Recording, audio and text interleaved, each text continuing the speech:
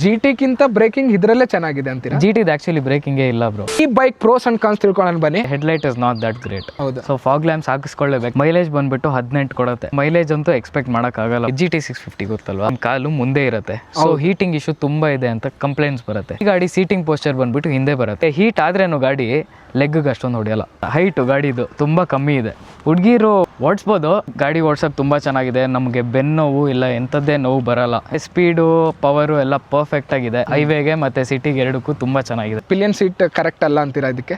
Correct ಅಲ್ಲ. Girl friend ಇರೋರು ಇನ್ನೊಂದು ಬೈಕ್ ಇಡ್ಬೇಕು. ಸಸ್ಪೆನ್ಷನ್ ಬಂದ್ಬಿಟ್ಟು ತುಂಬಾ ಸ್ಟಿಫ್ ಆಗಿದೆ ಹಿಂದೆ, ಇದು ಫ್ರಂಟ್ ಬಂದ್ಬಿಟ್ಟು ತುಂಬಾ ಕಂಫರ್ಟೇಬಲ್ ಆಗಿದೆ. ಬ್ರೇಕ್ ಡಿಸ್ಕ್ ಕಾಣ್ತಿದ್ಯಾ ನಿಮ್ಗೆ? ಇದಕ್ಕೂ GT ತುಂಬಾ ಡಿಫ್ರೆನ್ಸ್ ಇದೆ. ಬ್ರೇಕಿಂಗ್ ತುಂಬಾ ಚೆನ್ನಾಗಿ ಇಂಪ್ರೂವ್ ಮಾಡಿದ್ದಾರೆ. ಆ ಗಾಡಿ ಓಡಿಸೋ ಓನರ್ಗೆ ಕೇಳಿ ಅವ್ರು ಒಪ್ಕೋತಾರೆ. ಅದ್ರ ಮೋಡ್ಸ್ ಇದೆನಾ? ನಮ್ಮ ಮೂಡ್ ಮೇಲೆ ಮೋಡ್ ಡಿಪೆಂಡ್ ಆಗುತ್ತೆ ಅಷ್ಟೇ. ಇದು ಸಾಫ್ಟ್ ಕಾಂಪೌಂಡ್ ಟೈರ್ಸ್, ತುಂಬಾ ಚೆನ್ನಾಗಿರುತ್ತೆ ಗ್ರಿಪ್. ವೆಟ್ ಗ್ರಿಪ್ ಅಷ್ಟೊಂದಿಲ್ಲ. ಸರ್ವಿಸ್ ಕಾಸ್ಟ್ ಬಂದ್ಬಿಟ್ಟು 7000 ಆಗುತ್ತೆ. ಈ ತರ ಗಾಡಿ ಇಟ್ಟಿದ್ದೀರಾ ಅಂದ್ರೆ ಅಷ್ಟು ಸರ್ವಿಸ್ ಎಕ್ಸ್ಪೆಂಡ್ ಮಾಡಲೇಬೇಕು.